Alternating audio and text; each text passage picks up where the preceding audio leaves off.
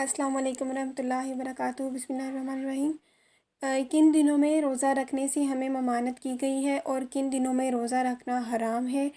عید الاضحیٰ اور عید الفطر کے دن روزہ رکھنے کی ممانعت کی گئی ہے۔ ابو عبید مولا ابن اظہر سے روایت ہے کہ میں عید میں سیدنا عمر بن خطاب رضی اللہ عنہ کے ساتھ حاضر ہوا۔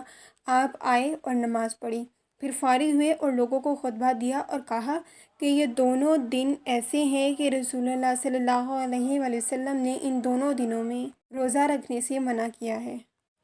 ایک دن رمضان کے بعد تمہارے افطار کا ہے اور دوسرا وہ دن جس میں اپنی قربانیوں کا گوشت کھاتے ہو۔ دوسرا وہ کون سے دن ہیں جس میں ہمیں روزہ رکھنے سے ممانعت کی گئی ہے، منع کیا گیا ہے، ان دنوں میں روزہ رکھنا حرام ہے۔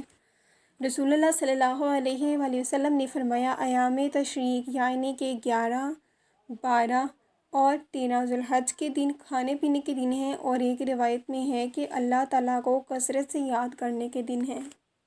تیسرا جن دنوں میں روزے رکھنا حرام ہے، بغیر عادت کے نصف شعبان کے روزے۔ چوتھا شعبان کی آخری تاریخوں کے روزے استقبال رمضان کے لیے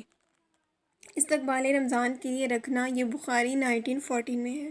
پانچواں نمبر 5 ہمیشہ روزے رکھنا، یہ ابن ماجہ 1705 میں ہے۔ مسلسل لگاتار روزہ رکھنے سے ہمیں منع کیا گیا ہے۔ بالکل ہمیں اگر روزے رکھنے ہیں تو مہینے میں ہم چند روزے رکھ سکتے ہیں، لیکن مسلسل روزے نہیں رکھ سکتے۔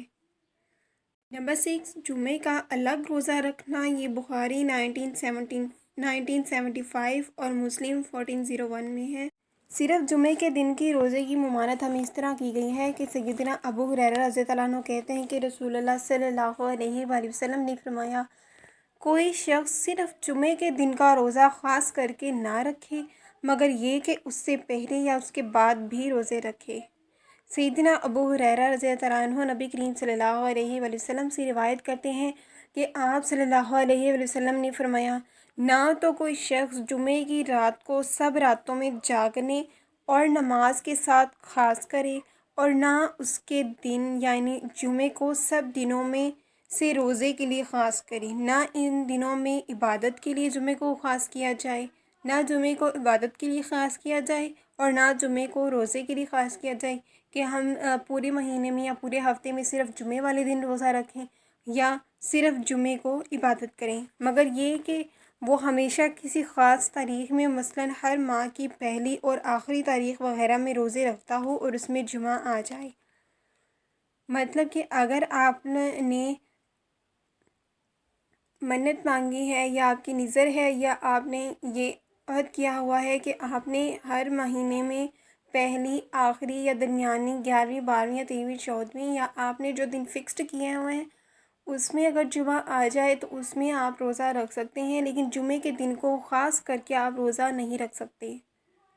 نمبر 7 صرف اکیلے ہفتے کا روزہ رکھنا، ترمذی 744 میں ہے۔ نمبر 8 مشکوک دن کا روزہ رکھنا، ابو داؤد 1334 میں ہے۔ نمبر 9 روزے میں وصال کرنا، بخاری 1966 میں ہے۔ اور نمبر 10 شوہر کی اجازت کے بغیر بیوی کا نفلی روزے رکھنا، یہ وہ تمام دن ہیں جن میں ہمیں روزہ رکھنا حرام ہے، جن میں ہمیں روزہ رکھنے کی ممانعت کی گئی ہے۔ لیکن وہیں پر جمعے کے دن کی فضیلت بھی بہت زیادہ ہے۔ جمعے کے چھوڑنے پر جمعے کی نماز پڑھنا، جمعہ ادا کرنا بہت ضروری ہے۔